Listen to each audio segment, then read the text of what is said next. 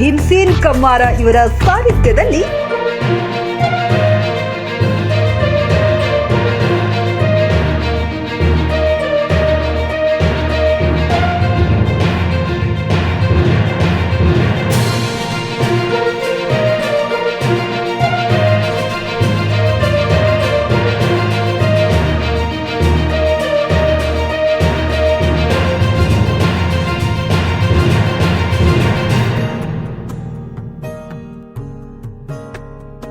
ಬೆಳಗಾವಿ ಜಿಲ್ಲೆಯ ಸವದತ್ತಿ ತಾಲೂಕಿನ ರುದ್ರಾಪುರ ಗ್ರಾಮದಲ್ಲಿ ಭರಮಪ್ಪ ನಿಂಗಪ್ಪ ಜಗಮಯ್ಯನವರ ಇವರ ಸ್ವಗೃಹದಲ್ಲಿ ತಮ್ಮ ಭಕ್ತಿ ವೃಂದ ಕೂಡಿ ಗುರುವಂದನ ಕಾರ್ಯಕ್ರಮವನ್ನು ವಿಜೃಂಭಣೆಯಿಂದ ಆಚರಿಸಲಾಯಿತು.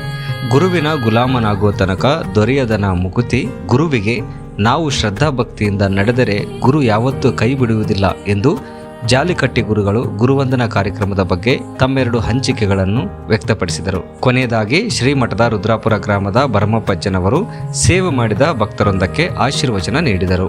ಓಂ ನಮೋ ಭಗವತೆ ಜಗನ್ಮಾತರ್ವ ಶ್ರೀ ಗುರುದೇವತಾಭ್ಯೋ ಉತ್ತರ ಪೂಜಾ ಅರ್ಥಂ ಪ್ರಾಪ್ತ್ಯರ್ಥಂ ಸರ್ವ ಇಷ್ಟ ದೇವತಾಃ ಅನುಗ್ರಹ ಪ್ರಾಪ್ತ್ಯರ್ಥಂ ಜ್ಞಾತ ಅಜ್ಞಾತ ಪಾಪಕರ್ಮಾಣಿ ವಿನಶ್ಯರ್ಥಂ ಪುಣ್ಯಫಲಾನಿ ಪ್ರಾಪ್ತ್ಯರ್ಥಂ ಶ್ರೀದೇವಿ ಅನುಗ್ರಹ ಸದಾಕಾಲ ನಮ ಸಾಮ್ರಾಯ ಚ ಶೃಂಗಾಯ ಚ ಪಶುಪತಯೇ ಚ ನಮ ಉಗ್ರಾಯ ಚ ಭೀಮಾಯ ಚ ನಮೋಗ್ರೇ ವದಾಯ ಚ ಧೂರ್ರೆ ವದಾಯ ಚ ಮಂತ್ರೇ ಚ ನಿಶೇ ಚ ನಮ ವೃಕ್ಷಭ್ಯ ಹರಿಕೇಶಭ್ಯ ನಮ ಶಂಭವೇ ಚ ಮಹೇಭೇ ಚ ಶಂಕರಾಯ ಚ ಸೂತರಾಯ ಚ ಕೂಲ್ಯಾಯ ಚ ಪಾರ್ಯಾಯ ಚ ಪ್ರತರ್ನ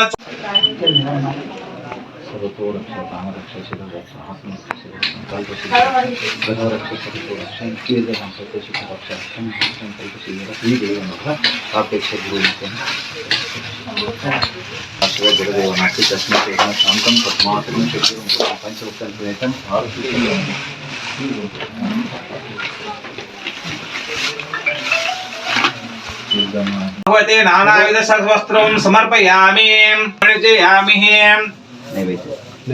प्रकृष्टपापनाय प्रकृष्ट फलसिदे प्रसिद्ध परमेश्वरः ओम नमः शिवाय प्रदक्षिणं करोमि. प्रकृष्ट पापनाशाय प्रकृष्ट फलसिद्धे प्रकृष्ट परमेश्वरी आज जगन्मातायै नमः प्रदक्षिणं करोमि पदे पदे. नैवेद्योदका नैवेद्यं समर्पयामि.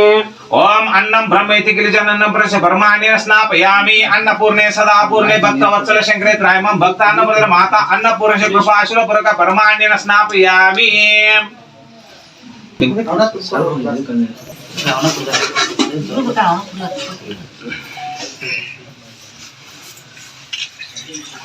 महालक्ष्मी महाश्रम महापतिर्म श्री गुरुदेवता ब्रह्म मूलतो ब्रह्म रूपाय मध्यतो विष्णु रूपिणे अग्रतो शिवरूपाय ओम श्री गुरुदत्तात्र ब्रह्म लग्मेश गुरुदेवता ब्रह्म जगमणि गुरुदेवता ब्रह्म गुरु माता अश्य गुरुपाद नमस्कारं करिष्ये.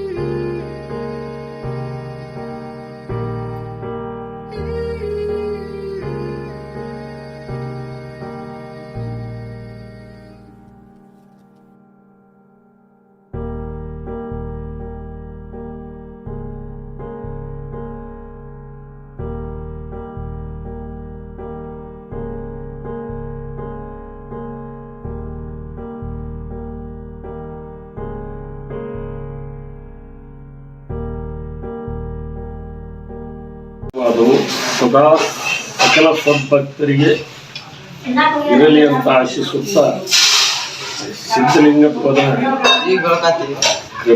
ಕೃಪಾಶೀಲವಾದಂತೆ ಈ ದಿನವೂ ಸಕಲ ಪೂಜಾಕ್ರಮಗಳೊಂದಿಗೆ ಗುರುಪೂರ್ಣಿಮೆಯು ಪೂರ್ಣಗೊಂಡಿದೆ. ಆ ಗುರುಪೂರ್ಣಿಮೆ ಪೂರ್ಣಗೊಂಡ ಸಮಯದಲ್ಲಿ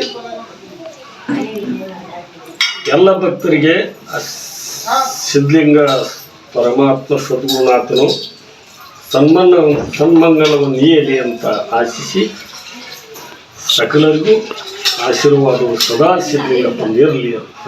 ಸುಮಾರು 8 ವರ್ಷ ಅಂದ್ರೆ ಗ್ರಾಮದಾಗಿ ಕಾರ್ಯಕ್ರಮ ನಡೆದೈತಿ. ಇದು ಸದಾ ಈಗ 5-6 ವರ್ಷಗಳಿಂದ ನಿರಂತರ ನಡೀತಾ ಬರಕತ್ತೆ. ಆದ್ರೆ ಅದನ್ನ ಅವು ನಡೆಸ್ಕೊಂಡಂತ ಮತ್ತು ಭಕ್ತರು ಹಿಂಗ ನಡೆಸ್ಕೊಂತ ಹೋಗ್ತಾರೆ.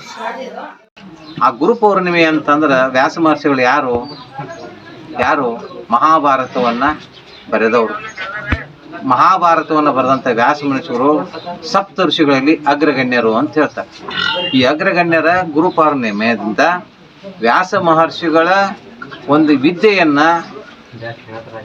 ಧಾರೆ ಎರೆದು ಭಗವಂತನ ಅನುಕೂಲಕ್ಕಾಗಿ ಇವತ್ತಿನ ದಿವಸ ಜಗತ್ತಿಗೆ ಏರ್ಪಡಿಸಿದ್ರು. ಅದರಿಂದ ನಾವು ಏನು ಮಾಡ್ತೇವೆ ಅಂತಂದ್ರೆ ಗುರು ಅವರನ್ನ ಒಂದು ಕೃತಜ್ಞತೆ ಪೂರ್ವಕವಾಗಿ ಗುರು ಪೌರ್ಣಿಮೆಯನ್ನು ನಾವಿವತ್ತು ಆಚರಿಸ್ತಿದ್ದೇವೆ.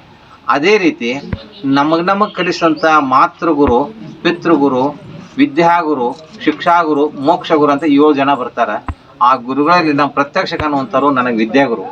ಆ ವಿದ್ಯಾಗುರುಗಳನ್ನು ಇವತ್ತಿನ ದಿವಸ ನಾವು ಏನು ಮಾಡಿದ್ವಿ, ಜಗಮಣಿ ಗುರುಗಳನ್ನ ಪಾದ ಪೂಜೆಯನ್ನು ಮಾಡಿದ್ದೀವಿ. ಜೊತೆಗೆ ಬ್ರಹ್ಮ ವಿದ್ಯಾಗುರುಗಳು ಜೊತೆಗೆ ಗುರುಮಾತೆಯನ್ನು ಕೂಡ ಪಾದ ಪೂಜೆ ಮಾಡಿದ್ದು ನಮ್ಮೆಲ್ಲರ ಸೌಭಾಗ್ಯ.